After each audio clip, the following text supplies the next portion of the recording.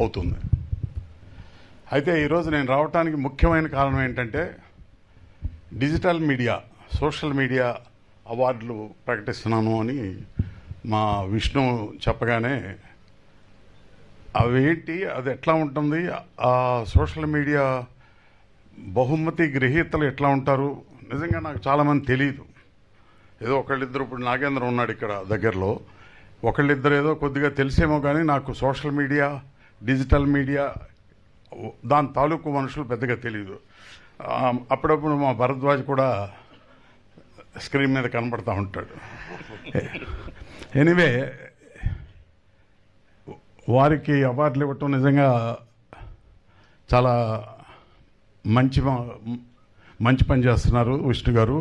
అయితే ఆ అవార్డు గ్రహీతలకు కానీ అవార్డులు రాని వారికి కానీ నా రిక్వెస్ట్ ఏంటంటే, మీ సోషల్ మీడియాలో కానీ మీ డిజిటల్ మీడియాలో కానీ ఎక్కువ భాగం కాదు, 100% మంచి కోసం,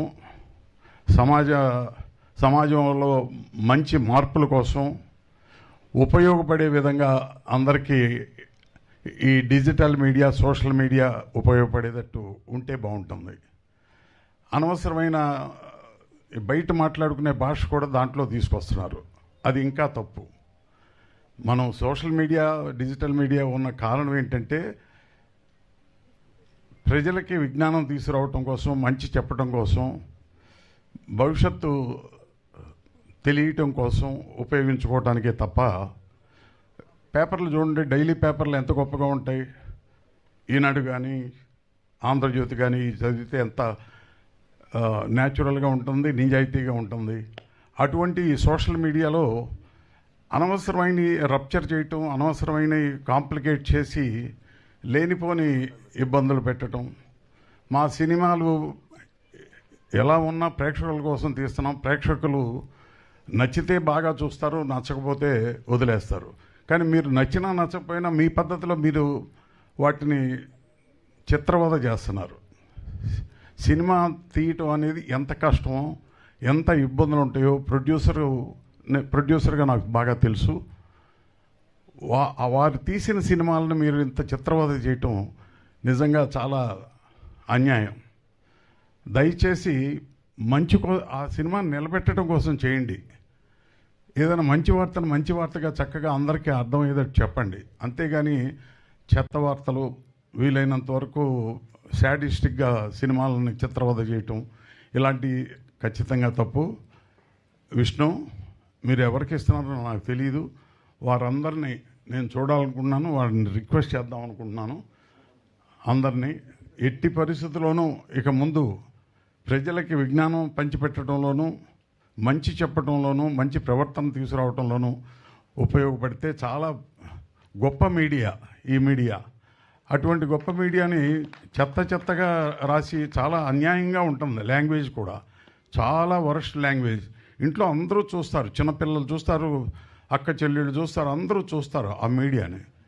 అటువంటి దాంట్లో ఎంత అసహ్యమైన కొన్ని సీరియల్స్ కూడా వస్తున్నాయి, 2 minute సీరియల్స్.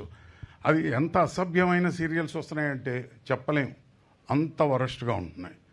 ఎందుకు, ఈ సినిమాలన్నీ ఆదరించారు కదా, ఇట్లాంటి సినిమాలు చాలా పిక్చర్లు ఆదరిస్తున్నారు కదా.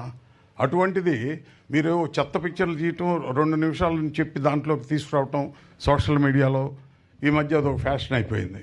అది ఎంత అసహ్యకరమైన సీరియల్ చేస్తున్నారో చెప్పలేము. బహుశా నేను ఇట్లా చెప్పడం కూడా మీకు ఇబ్బందిగా ఉంటుందో, రేపు నన్ను ట్రోల్ చేయొచ్చు. నేను ఎప్పుడు కేర్ చేయాల, నా లైఫ్లో దేన్ని కేర్ చేయని వాడిని, నేను దేనికి భయపడిన వాడిని. అటువంటిది మీరు ట్రోల్ చేసినందువల్ల నాకు వచ్చే ప్రత్యేకమైన నష్టమేమి లేదు.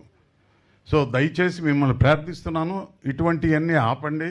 మీరు గొప్ప మీ క్రియేటివిటీని గొప్ప విషయాలకు తీసుకెళ్ళండి, ప్రజలను చైతన్యవంతం చేయండి.